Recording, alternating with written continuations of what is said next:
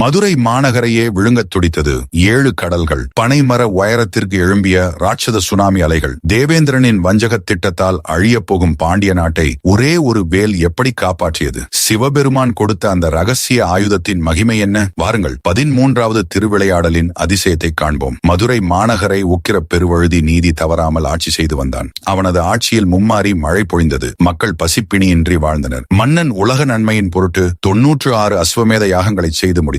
மன்னன் 100 யாகங்களை முடித்துவிட்டால் தனது இந்திர பதவி பறிபோய்விடுமோ என்று தேவேந்திரன் அஞ்சினான். பாண்டிய நாட்டின் செழிப்பை அழித்தால் மன்னன் யாகம் செய்வதை நிறுத்தி விடுவான் என வஞ்சகமாக திட்டமிட்டான். கடல் அரசனை அழைத்து மதுரை மாநகரை கடல் நீரால் சூழ்ந்து அழித்துவிடு என ஆணையிட்டான். இந்திரனின் பேச்சை கேட்ட கடல் அரசன் மனைமர உயரத்திற்கு அலைகளை எழுப்பினான். மீன்களும் ஆமைகளும் படைகளாக திரண்டு வர 7 கடல்களும் ஒன்றிணைந்து மதுரையை விழுங்க ஆக்ரோஷமாக ஓடி வந்தன. ஊரே அழியும் நிலையில் மன்னன் உக்கிர பாண்டியன் அரண்மனையில் உறங்கிக் கொண்டிருந்தான். தனது பக்தனையும் மதுரையையும் காக்க சிவபெருமான் ஒரு சித்தர் வடிவில் மன்னன் முன் தோன்றினார். பாண்டியனே விழித்தெழு, மதுரையை அழிக்க கடல் வருகிறது. நான் தந்த ரகசிய வேலாயுதத்தை அதன் மீது எரிந்து மக்களை காப்பாற்று என அறிவுறுத்தினார். மன்னன் விழித்து பார்த்தபோது கடல் அலைகள் ஊருக்குள் நுழைய தயாராக இருந்தன. சித்தர் ஊக்கப்படுத்த மன்னன் அந்த தெய்வீக வேலை கடல் மீது வீசினான். பழுக்க காய்ச்சிய இரும்பில் பட்ட நீர் வற்றுவது போல அந்த வேல்பட்ட மாத்திரத்தில் பொங்கி வந்த கடல் நீர் அப்படியே வற்றி சுருங்கியது.